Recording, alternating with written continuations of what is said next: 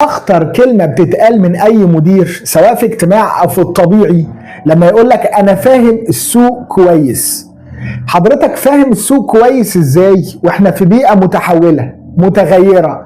الدايناميك انفايرمنت اللي احنا شغالين فيها دي بتقول لي ان العميل متغير، بتقول لي ان المعطيات متغيره، بتقول لي ان المنافس متغير، القرارات والقوانين متغيره. حضرتك بقى تقدر تقول لي عرفت منين ان انت فاهم السوق كويس؟ السوق ده يا صديقي متغير، يعني انا وانت فاهمين جزء منه ونقدر نطور من نفسنا ونسأل كتير عشان نفهم جزء تاني اكبر شوية. انما تيجي تقول لي ان انا فاهمه كويس قوي وثقتك تاخدك وتلاقي نفسك النهاردة محدش قادرك، فصدقني انت محتاج تراجع نفسك كويس، لان انت مش فاهم السوق مهما عملت. السوق بما انه مكان متغير هتبص تلاقي دايما المدخلات متغيره، وما دام مدخل متغير يبقى المخرجات هتلاقيها متغيره. فمفيش حاجه اسمها ان فاهم السوق كويس، حضرتك فاهمه بمقدار مش كويس قوي.